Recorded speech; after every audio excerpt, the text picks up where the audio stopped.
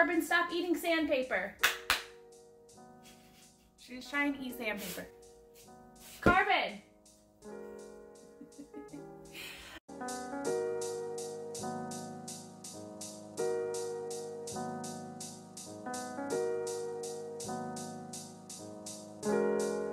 Guess what?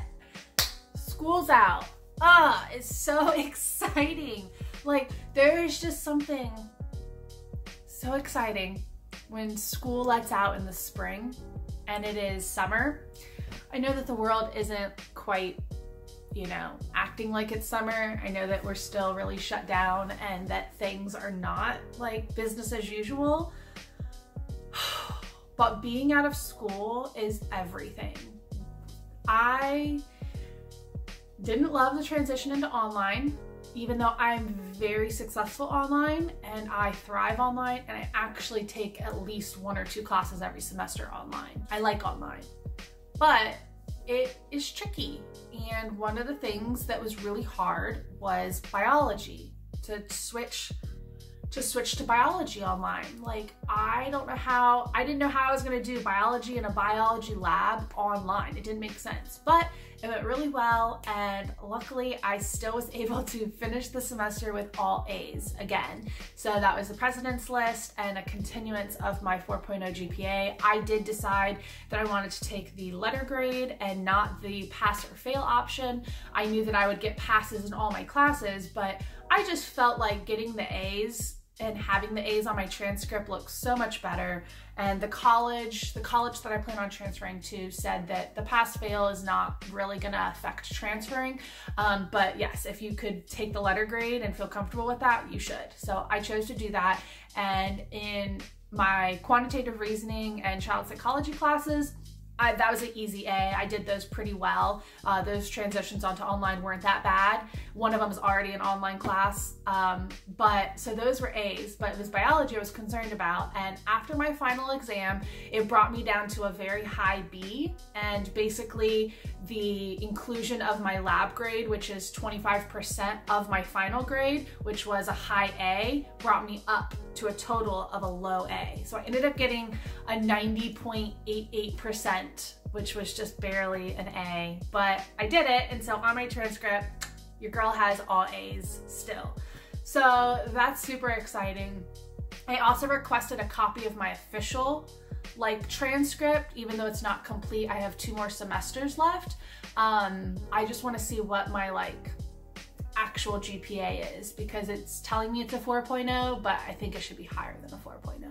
So we'll see. But that was really exciting, and that was a huge stress off of my shoulders. One of the things that I super enjoyed about this semester was that some of the topics that I got to write about in my child psychology class are topics that are super important to me and are a huge reason why I'm pursuing the career field that I am pursuing.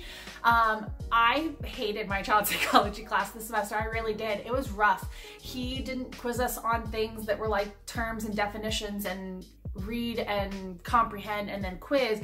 It was all critical thinking. All of our quizzes were 3 questions, and they were essays, and you had to write 1 to 2 paragraphs about that topic. And that was every quiz. There was no matching, multiple choice, fill in the blank. There was none of that. It was just critical thinking. Here's the question, answer it. And I hated that, but I also really appreciated it, because I know that critical thinking is something that a lot of students lack. And pursuing a law career, I need to know how to critical think. And I'm kind of grateful for it, because I ended up being able to write a few every week. Every other week we had a quiz, and the weeks that we didn't have a quiz, we had some sort of literature review or observation type thing. And for the literature reviews, we got to pick a peer-reviewed article or an academic journal to review, and we just had to pick certain topics. And what I actually ended up doing was every topic was a new age range of growing. So you had your infancy, you had your toddler stages, toddler, preschool, play stages, then you had your early childhood, puberty, late childhood, and then adolescence. And we had to pick any article on that age range. And so what I did is, for a majority of those articles, I actually chose kind of the same topic because I found it so fascinating. And one of the topics that I find super fascinating is basically behavior and how we adapt.